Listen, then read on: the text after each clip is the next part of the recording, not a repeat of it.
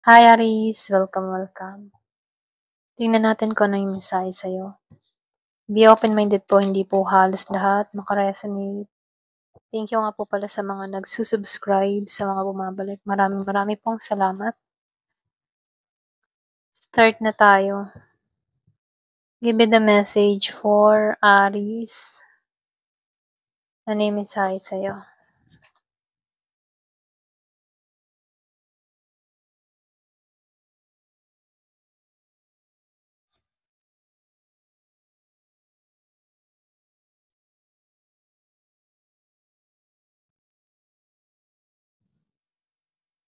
Nafe-feel ko dito yung misteryo, okay?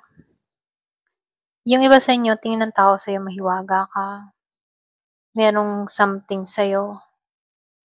Merong kakaiba sa'yo, okay? So, nakikitaan ko rin dito, yung iba naman sa inyo, pinag-iingat ka dito, okay?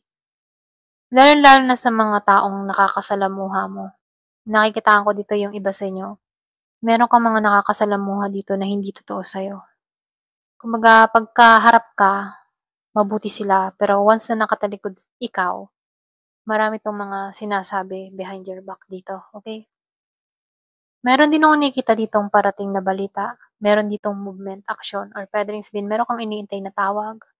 So, parating na to, biglaan to, hindi inaasahan. Yung man tipong kinalimutan mo na to, pero biglaan tong darating sa'yo. Okay? So, hindi ito inaasahan dito. Yung iba naman sa inyo, nakikitaan ko dito, kung meron kang apply abroad, may konting delay. Ito na yung nakikita ko, no? Pwedeng meron ka lang problema dito, pwedeng sa requirements, papeles, or pwedeng sabihin sa visa, ganyan ano. Meron lang konting delay, pero sinasabihan ka dito, no, makakalis ka dito. May konti lang problema, okay? So, dito, no, nakikitaan ko dito yung paggising, calling. Di ba sa inyo, ginising ka dito sa isang sitwasyon na kinakaharap mo? Meron ka dito mga pinagdadaanan na kung saan tinanggal ka dito or pwede rin sabihin, ginigising ka dito para maibalik dito yung confident mo, okay? So, meron akong nakikita ditong pagbabalik dun sa iba. Meron ditong masayang pamilya na parating or pwede rin sabihin na kumaasam ka dito ng masayang pamilya, sama-sama. So, dito, ano, nakikitaan ko dito na merong parating, okay? Meron ditong selebrasyon na mangyayari at magaganap sa'yo, okay? Iba sa inyo, meron kang kadiling na Pisces, Scorpio, or Cancer.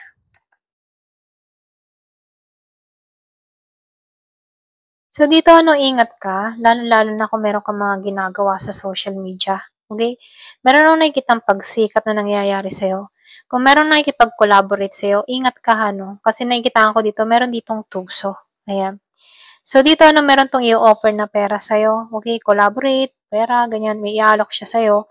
Pero ganun pa man, sinasabihan ka dito, pag-obserbahan mo, kasi nakikita ko dito, merong tuso. Okay? Pwedeng linlangin ka or pwede rin may motibo tong tao nito na mapalapit sa'yo para makuha yung interest mo. So, lumalabas dito, no, likas kang malikhain, likas kang matalino, okay? Ikaw yung tipo ng tao na once na meron kang ginusto, meron kang pinagpukusan, ginagawan mo talaga ng paraan to, okay? So, dito, nakikitaan ko dito, yung iba sa inyo, nakaranas ka dito na tao na hindi naging tapat sa'yo. Yung iba sa meron kang kadiling na Taurus, or pwede rin sabihin, meron kayong mga hindi na pagkasunduan ng tao na to. Meron akong nakikitang paglilihim ng tao na to. Meron siyang mga sikreto dito na itinatago sa'yo, okay? So, dito, no, nakikita ko dito, meron kang anak mula sa tao na to. Kaya lang itong tao na to, meron 'tong ginagawa na kalokohan or puwedeng sabihin na merong paglilihim na ginagawa sa'yo na kung saan ano, hindi nagsusustento, mahilig 'to sa kasiyahan, self-centered or puwedeng sabihin gusto niya lang siya, okay, ang masusunod, kontrol niya ang lahat. So, nakikita ko dito may pagka-selfish 'to. Yung iba sa inyo hindi ka lumalago dito, lalong-lalo na sa iyong emotion, okay? Walang paglago na nangyayari dito kasi nakikita ko dito meron kang tao dito na isip bata, okay? So, dito, no, nakikitaan ko dito na meron kang pagpapalaya na gagawin sa sarili mo. So, nakikitaan ko dito, iisipin mo yung makakabuti para sa'yo. Pwede nga iba sa inyo, meron kang tatanggalan dito na very toxic na tao na kung saan ano, iiwanan mo na to, okay? Yung iba sa inyo sinusunod mo yung intuition mo, yung kutob-kutob mo, dun ka nakatuon or puwede ring sabihin, mas pipiliin mo na lang yung makakabuti para sa'yo, okay? So, lumalabas nga dito 'no, walang harmony na nangyayari, okay? Pero gano'n pa man, nakikitaan ko dito, yung iba sa inyo meron ka ditong kadiling na hindi nagsusustento, hindi nagbibigay sa'yo, kaya dito hindi mo hindi mo maramdaman yung kapayapaan mula sa tao na 'to, okay? So, nakikitaan ko dito, hindi mo naman 'to hinuhusgahan dito 'no, pero dito 'no, puwedeng wala kang idea, wala kang alam sa nangyayari dito or puwede ring meron 'tong mga pinaglilihiman sa'yo, meron 'tong kinagagastusan na kung saan ano, hindi nagsusulit sa'yo, okay? Pero nakikitaan ko dito 'no, yung iba sa inyo kung meron kang problema sa ex mo, kung meron kang ex dito 'no, nakikitaan ko dito meron ditong manghuhumbisi, magbabalik or puwede ring susuyuin ka nito. Ayan, pasensya na nahulog. So, tingnan natin dito ano, sa card na 'to. Situation.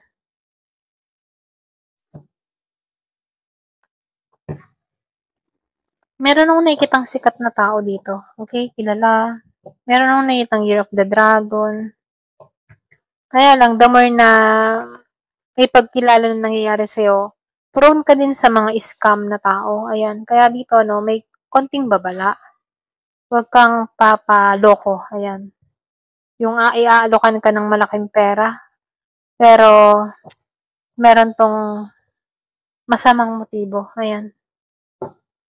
May pinag-iingat lang dito.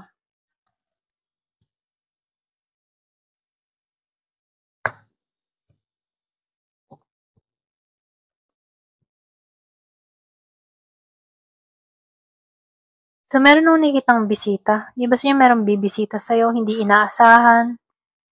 May surprise visit. Magpa-pop up na lang 'to sa bahay mo, biglang magpapakita. Ayan, meron akong nakikita ditong ex na magbabalik dun sa iba.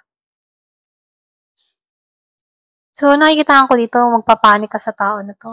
Puwede may takot ka dito or puwede rin, ah, nagkakaroon ka ng anxiety sa taong ito. Ayan. So, forbidden love, merong kasalanan. Okay, kasalanang pag-ibig or puwede rin sabihing may pagkakamali dito. Kaya nagpanik ka dito, eh. Or puwede rin sabihing bigla 'tong magparamdam, biglang magpakita. Hindi mo alam kung paano ma-express yung emotion mo 'no. Kumbaga puwedeng nagulat ka dito, hindi mo inaasahan na biglang may magsosurpresa sa'yo na ganito. Kaya dito, nag-panic ka. So, mainam yung mag-cleansing ano, mag-meditate para i-remove yung mga negative emotion, mga negative na nagbibigay sa'yo, okay, ng intensyon, mga psychic attack ganyan ano. Maigi yung mag-cleansing para maitaboy kung ano man ang intention sa'yo dito. So, meron ditong family talaga 'no. So, dito 'no, nakikitaan ko dito, meron ditong gustong buuin yung pamilya. Kung meron kang anak mula sa tao nito, kung asawa mo 'to or ex-husband, ex-wife, ganyan, nakikitaan ko dito gusto nitong magbalik, gusto nitong, umpisahan muli yung mga nawala, gano'n. So, hindi pa 'to tapos sa'yo. So, meron akong nakikitang third party. So, meron ditong lesson learned. So, nakikitaan ko dito, yung iba sa inyo karmic mo 'to. Meron ditong forbidden love, karmic, or puwede rin sabihin nilagay ka sa third party dito, okay? Kaya may forbidden love. Lockbox. So, nakikitaan ko dito 'no, huwag kang papatuso, huwag kang papaloko. Puwedeng ma-trap ka sa sitwasyon kaya sinasabihan ka dito konting babala, ayan. Yung iba sa inyo kaya 'to magbabalik dahil may pagsikat na nangyayari, meron kang ginagawa sa social media. Kaya dito, huwag kang papatuso, okay? Huwag kang papautak sa tao na 'to. Puwedeng lalapit lang 'to dahil sa sarili niyang motibo. So, mas mainam 'no, wala kang ginagawang, aksyon, nagiging kang tahimik dito. Yung iba sa inyo, mas pinili mo yung katahimikan mo, kapayapaan mo, dito ka nakatuon, okay? So, dito 'no, meron ditong mental prison. So, merong gumugulo sa isipan, puwedeng merong gumugulo sa isipan mo, hindi 'to mawala-wala sa isip mo. Kumbaga gusto mo na 'tong matanggal or gusto mo na 'tong umalis. Kaya lang ano, meron ditong sumisiksik at sumisiksik pa rin sa'yo, okay? So, dito tinuturuan ka dito na mag-relax, okay, mag-meditate kapag nahihirapan ka na or mag-cleansing ka dito, okay? So, Verge, So, meron akong nakikita magko-confess, merong magre-reveal ng kanyang mga saloobin. Puwede ring sabihin merong magbabalik. Kaya lang dito kung kahit mag-confess 'to 'no, nakikitaan ko dito may devil, eh. So, dito wag mong hayaang ma-trap ka sa sitwasyon. So, sundin mo yung intuition mo 'no.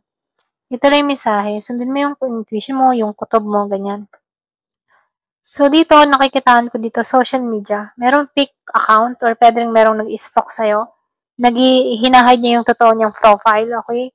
So, inaalam nito kung ano yung kaganapan nangyayari sa'yo, okey? Kaya lang dito 'no, wala siyang makuha kasi very silent ka dito. Puwedeng hindi ka active dun yung iba sa inyo puwedeng hindi ka active, yung iba naman sa inyo meron kang ginagawa sa social media, okey? So, dito nakikitaan ko rin dito meron ditong mabigat, eh, nabibigatan sa sitwasyon or meron ditong nagpapahirap sa kanyang kalooban, ayan. Kasi meron ditong lockdown mental prison. So, meron ditong, mabigat, okey? Para bang merong responsibilidad siyang kinakaharap, ayan. So, meron divine masculine, yung iba sa inyo nangingibabaw sa'yo ang divine masculine dito, okey? Yung energy ng divine masculine, yung bang tipong kaya mo yung sarili mo, hindi mo kailangan na maghanap ng ka-partner dito. Very independent ka, okey? Andun yung authority mo, gano'n. Ito lang yung nakikita ko 'no, so lumalabas dito nagpapakatatag ka para sa mga nangyayari sa buhay mo, okey? Ayan, ito lang yung nakikita ko. Thank you for watching. Love and peace.